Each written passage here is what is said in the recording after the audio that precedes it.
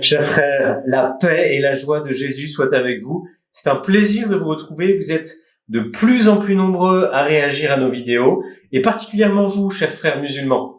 Jésus travaille dans les cœurs, il est vivant et il vous accompagne. Aujourd'hui, on va se pencher sur deux sujets, la question de la meilleure communauté et la question du halal et du haram. D'abord, la meilleure communauté. Pourquoi? Eh bien, parce que on lit dans le Coran, à la sourate 3, verset 110. Vous, les musulmans, êtes la meilleure communauté qu'on ait fait surgir pour les hommes, car vous ordonnez le convenable et interdisez le blâmable. Vous croyez à Allah. Si les gens du livre croyaient, ce serait meilleur pour eux. Il y en a qui ont la foi, mais la plupart d'entre eux sont des pervers. Au passage, on remarquera le petit tac pour les chrétiens, la plupart d'entre eux sont des pervers. C'est pas très sympa. Mais passons. Alors, ce verset dit que la communauté des musulmans, l'Ummah, serait la meilleure des communautés. Bon, d'abord, dans l'islam, tout le monde n'est pas d'accord sur la traduction. Certains traduisent « vous êtes une excellente communauté ». C'est déjà pas tout à fait pareil. Mais la majorité traduit par « la meilleure des communautés ». Alors, premier questionnement pour nos frères musulmans, est-ce que ce n'est pas un petit peu orgueilleux de dire cela? Mais au-delà de cette formule, c'est surtout faux.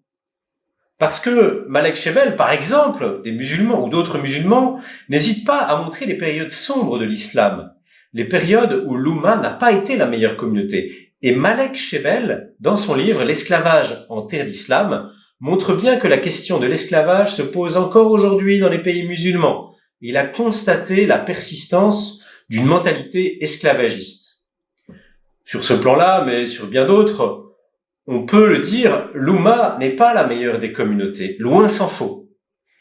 Les pays qui appliquent pleinement la loi islamique sont loin d'être des paradis.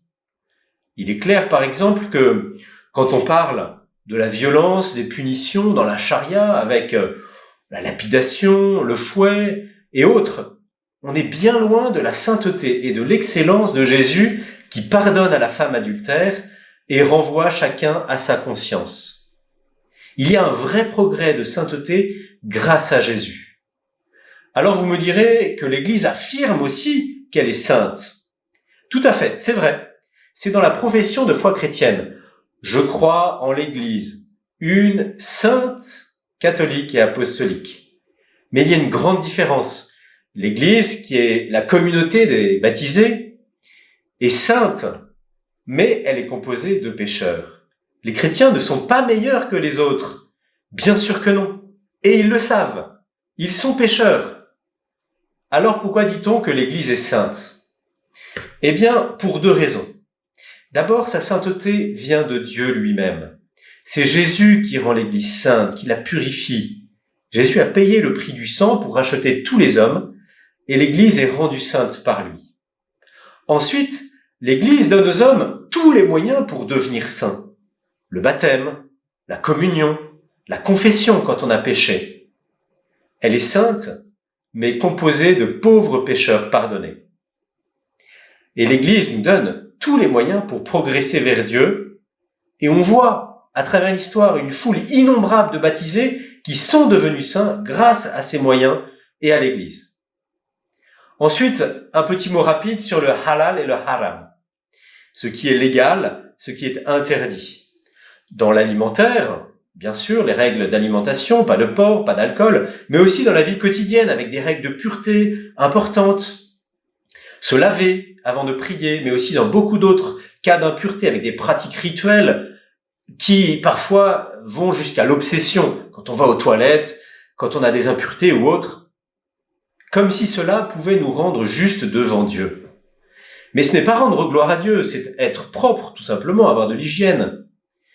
Alors, je te pose cette question. Est-ce qu'avec toutes ces règles, l'islam ne fait pas une marche arrière, un retour aux règles pénibles de la loi juive que Jésus était venu simplifier?